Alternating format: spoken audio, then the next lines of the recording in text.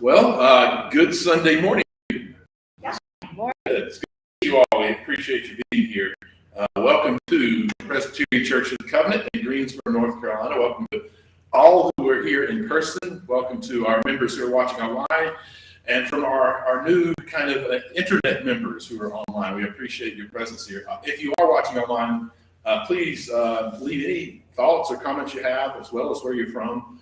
Just let us all know who all's joining with us. It's kind of fun to see where this small community is reaching and who out there is joining in with us. We've had some broadcast problems over the last few Sundays, so we'll remind folks we're trying to upgrade that. If you would like to contribute to that cause, particularly those who are watching weekly online, you can go to athinkingchurch.org, and there's a donate button in the top right-hand corner. For those that are here, as you know, we don't pass the basket, the offering plate during the service, just to lower the amount of contact we have with each other. But you can find those at the entrances sitting on a table. I hope that you will take a moment to take advantage of that. Are there any other immediate announcements? We will, at the end of the service, pause after the broadcast and have some local announcements. Are there any announcements that you feel we need to make in the moment? If not, then let's begin with our scripture reading for today. I'm going to be reading from Psalms, chapter 139, verses 1 through 6, and then 13. And I'm reading from the New American Standard Bible. Lord, you have searched me and known me. You know when I sit down and when I get up. You understand my thought from far away. You scrutinize my path and my lying down, and are acquainted with all of my ways. Even before there was word on my tongue, behold, Lord, you knew it all. You've encircled me behind and in front and placed your hand upon me. Such knowledge is too wonderful for me. It is too high. I cannot comprehend it. For you created my innermost parts. You wove me in my mother's womb. I will give thanks to you because I am awesomely and wonderfully made. Wonderful are your works, and my soul knows it very well. May we add blessing and understanding to the reading of these words. Christy, can we get you to play some music for us? Sure. Thank you very much. Good morning. Good morning. As I told Mark, I'm a nervous wreck. It's been a year and a half since I was played out, and I'm nervous. It's like, oh my gosh, I need the lyric sheet. So y'all bear with me, and we've had quite a year together apart, haven't we? It's been a real learning experience. Anyway, so even though these are songs I wrote, I still need to read the lyric sheet, and like every other songwriter, that's what I did this year. The last couple of years was just write, and I have found I have a lot more to say than I thought I did.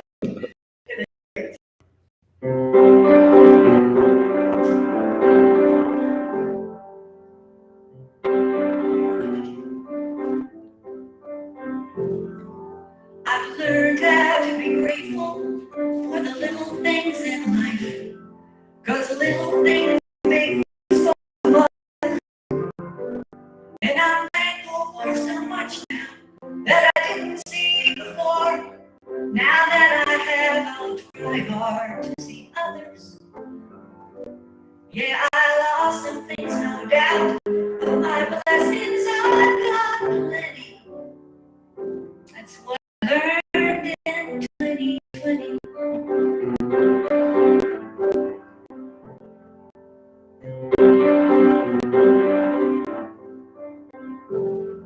I found I had some bias that was very deep inside.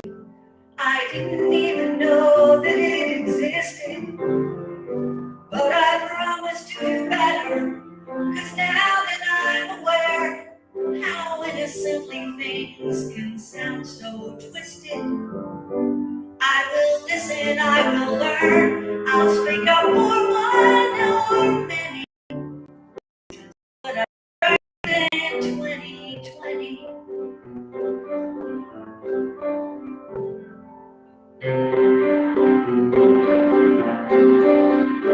Going forward, I'll look back, and I'll know not what to do. 'Cause what they say of hindsight has never been more true.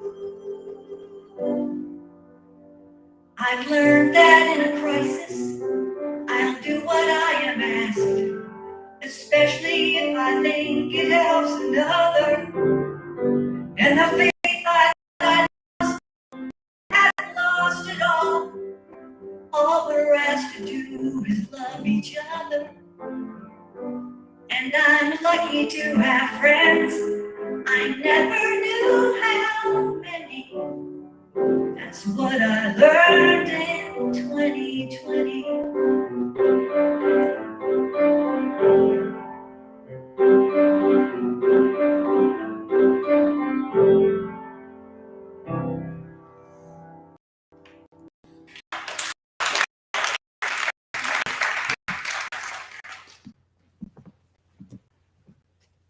Thank you for that, Christy, so much.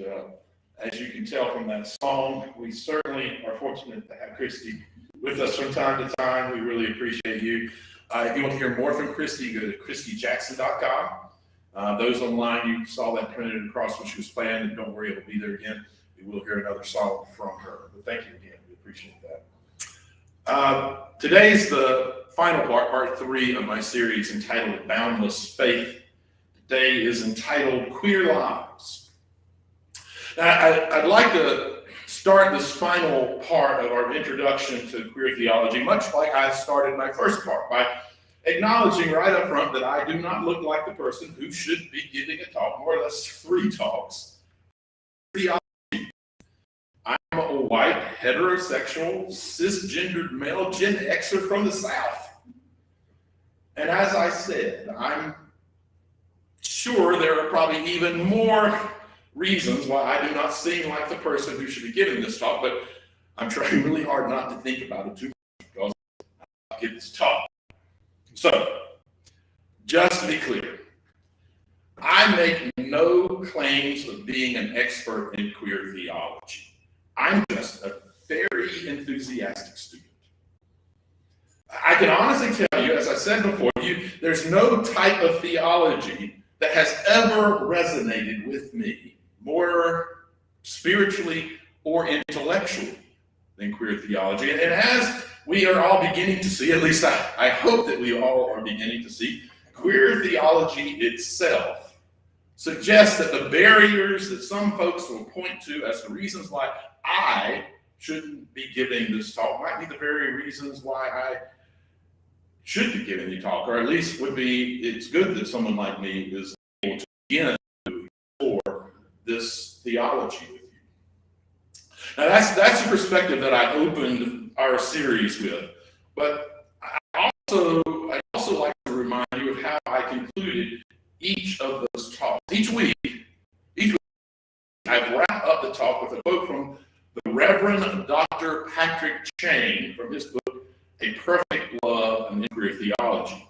And in it, he says, God is the very manifestation of a love that is so extreme that it dissolves existing boundaries.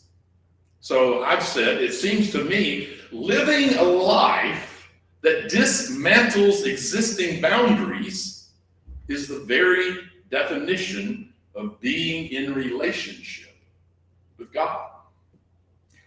A radical love that is so extreme that it dissolves boundaries is the concept that is at the center, the core of queer theology. And as we were reminded last week, it's also a concept that's also at the core of the life and teachings of Jesus. I gave the example of Jesus in the temple grounds. I said, when Jesus was confronted with injustice in the temple grounds in Jerusalem, he was filled with righteous anger. He got to work literally dismantling the tools that they were using to take advantage of others. He started flipping tables. And when we're confronted with injustice, we should too. We should too. There are so many areas in each of our lives where we have bought hook, line, and sinker into the normalized binary narratives of the dominant culture. They are the existing boundaries that radical love is meant to dissolve. So let's take a look at our lives and consider how we, out of an abundance of radical love, might begin to dissolve these false binary divisions and move our lives towards a more boundless faith. Now clearly, there are lots of areas in our lives where binaries tend to rule most people's perspectives. Man, woman, us against them, civilized, uncivilized, black, white, Christian, non-Christian, able-bodied, handicapped. The list could go on and on. And for that reason, in the time that we have here today, I'm just going to look at one specific imposed binary and ways we might live into radical love by dissolving them in our lives. And from that one area, I am confident that we can all extrapolate ways to dissolve other false binaries in our lives. Now, the area that I would like for us to consider today is the very foundation of queer theology. It is the normalizing of sex and sexuality to male, female, heterosexual, homosexual. In progressive gatherings like ours, most of us intellectually recognize that those binaries do not match reality. As a matter, and as a result of that, we tend to be welcoming and safe places for those whose lives stand over and against those false norms from the dominant culture, which is a wonderful thing, but I have to say, while being a welcoming congregation when it comes to the LGBTQIA plus community, while that is a celebrated in spiritually progressive communities, it does very little to dissolve the existing structures of marginalization that those very people face when they leave our buildings. What we need are new norms, new normalizing. The dominant culture has set the table with their rules and expectations and normalizations long before most of us were ever invited to the meal. And rather than accept what we are served, we need to start turning the tables. We need to start setting new norms that don't live into false binaries. Because those false binaries try to claim that some people aren't as wonderfully made as others, that way of seeing things flies in the face of today's scripture reading that tells us, "For you created my innermost parts, you wove me in my mother's womb. I will give thanks to you because I am awesomely and wonderfully made." So I say, let's be more active in normalizing things like pronoun sharing. Now, frankly, it couldn't be easier to do, and it is an active way to affirm that not all people's gender identification match the labels that society might put on them based on their outward appearance. Much like using someone's name can show a sign of respect, using the correct personal pronoun carries the very similar, same weight. Laverne Cox, a trans actress on Orange is the New Black, says that misgendering a trans person is, and I quote, an act of violence. I mean, how would you feel if someone continually and intentionally misgendered you? Using correct pronouns is validating and is loving. If you take your spirituality seriously, you should take using correct pronouns seriously. So you might ask, how do we go about normalizing this? Well, I'll suggest just two simple things. One, just try adding your pronouns to your signatures and correspondence. I just use my name, and then in little parentheses, I put he, him, his. And then two, just like you give your name when introducing yourself, also give your pronouns. After all, they're both very important ways for people to refer to you. Now, I'll have to admit, I've got more work to do on that one, but just say something like, hey, I'm Mark, I pronounce it he, him, his. It's really a pleasure to meet you. It might feel the tiniest bit off at first, but honestly, it's just because you haven't been doing it. I promise it will feel more normal very quickly. More importantly, it will help normalize the behavior, which in turn will help dissolve the existing false binary by affirming that not all people's gender identification match the label that society might put on them based on their outward appearance. And I mean, honestly, it just seems like a loving thing to do. Now, we also need to be working towards a system for documenting birth. We currently use visual sexual characteristics to assign binary gender without regard to any internal realities. We need a better system, one that doesn't set up so many kids whose gender expression doesn't neatly match their physical sexual characteristics the way that dominant society tries to force on them, one that doesn't set them up for bullying and the internal struggles that our current system can lead to. And for that matter, gender reveal parties don't help either. They only serve to reinforce that false male-female narrative. For many of us, we also need to develop a new personal norm of using the word they as a singular pronoun. My first undergraduate degree was in English, and I have to admit that this one was a tough one for me at first.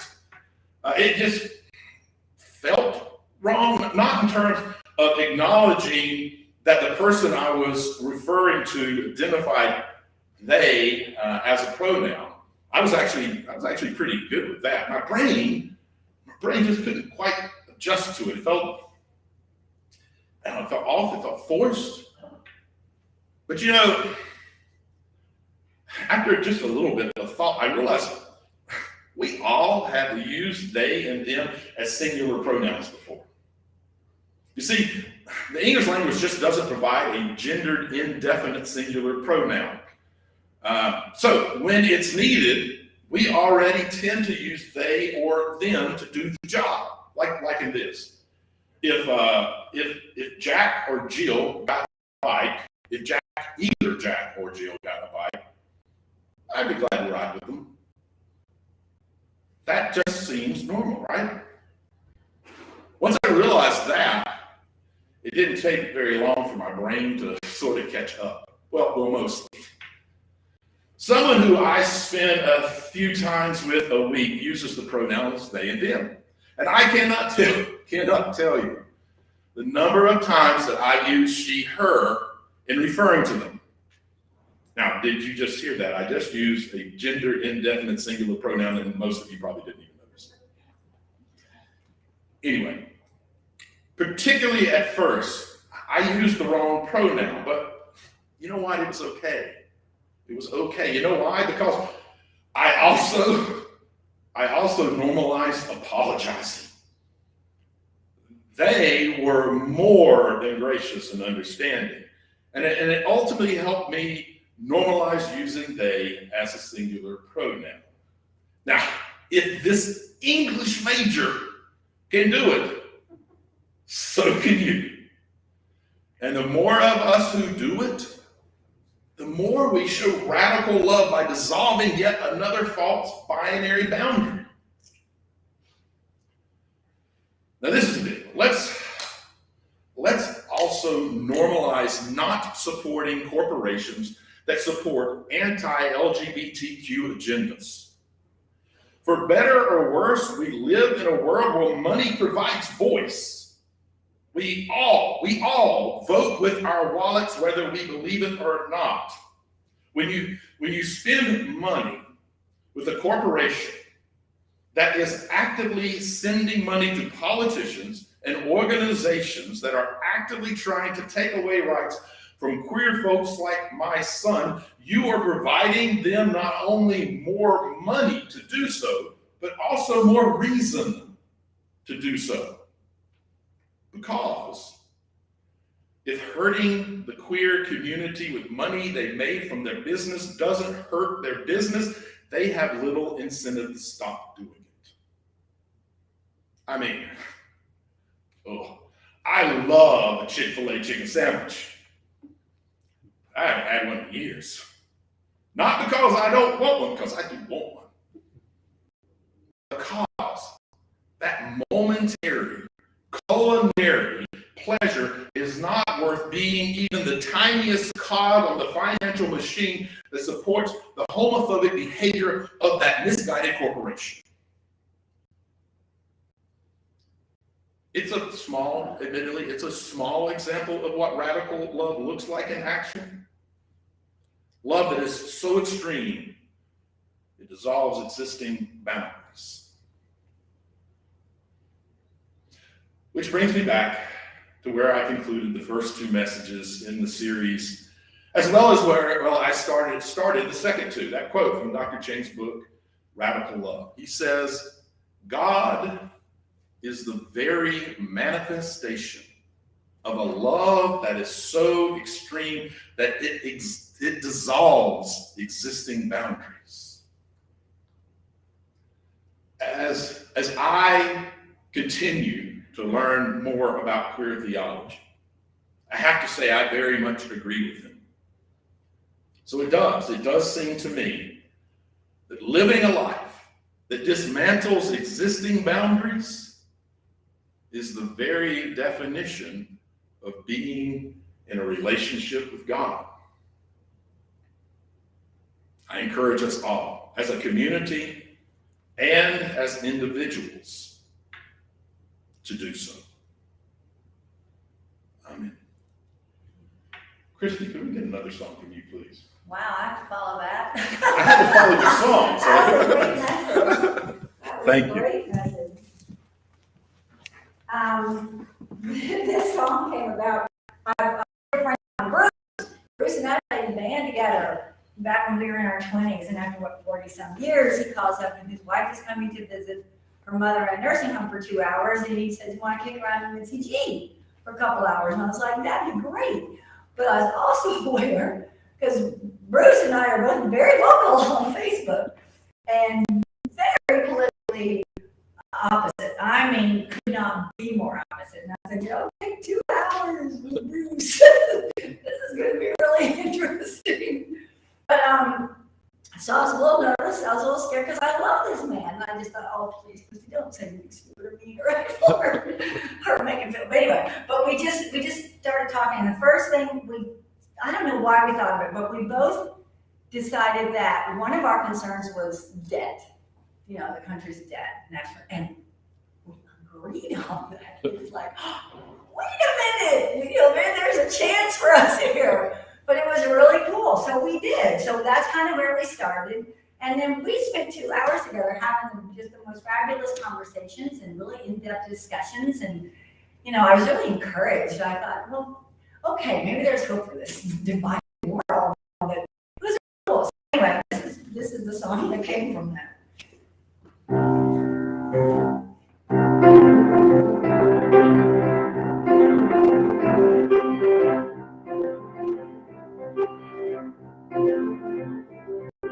I know you have words, perhaps you can explain and help me see your point of view, and I'll try to do the same. Let's leave out all the clever names and just resort to facts. If we agree to disagree, we'll just leave it at that. Let's put our hearts together, not so much our heads, using words of kindness before we both forget. Let's take the things in common and talk about them first. Let's see if we can get this angry dialogue reversed.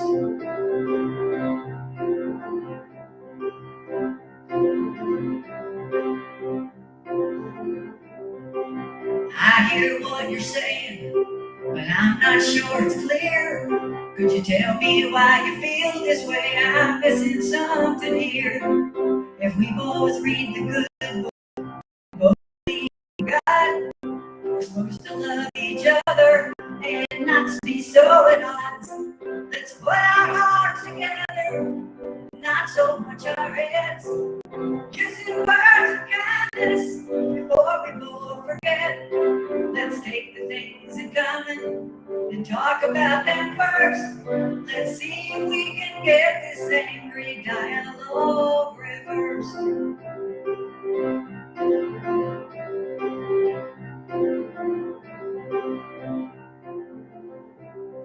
So this is what I'm thinking.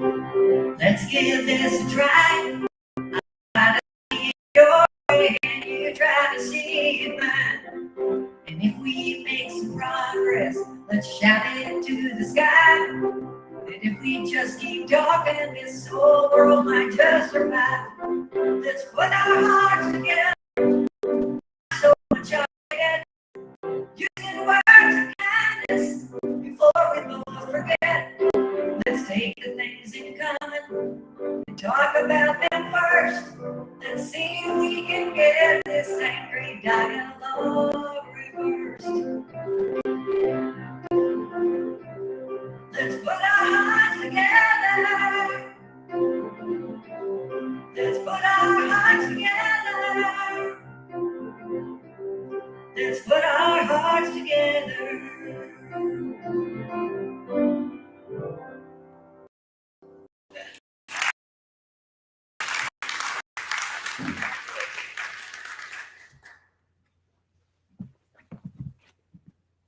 Thank you again, Chris. Ask the question, how am I supposed to follow that? I'd say that's how you do it. So thank you for that very much. Let's take a moment and turn slightly more inward now for a time of prayer or meditation, or just take a moment of calmness and let these words wash over you. Let's bow our heads. May humanity be freed from its self-importance.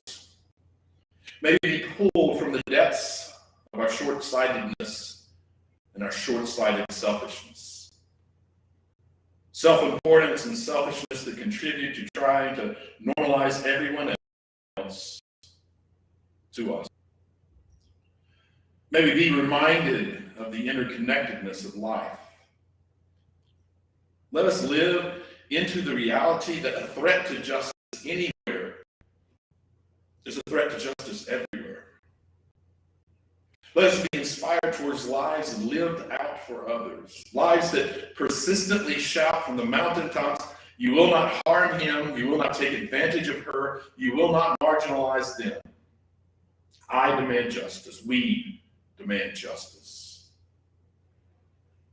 May we lead lives that learn from the queer experience, becoming more aware of societally imposed binaries that bury some folks on the margins underneath the unbearable knowledge that profit and power and prestige seem to be more important to the world than their own dignity, and that the unique reflection of the divine in them is somehow less valued than others.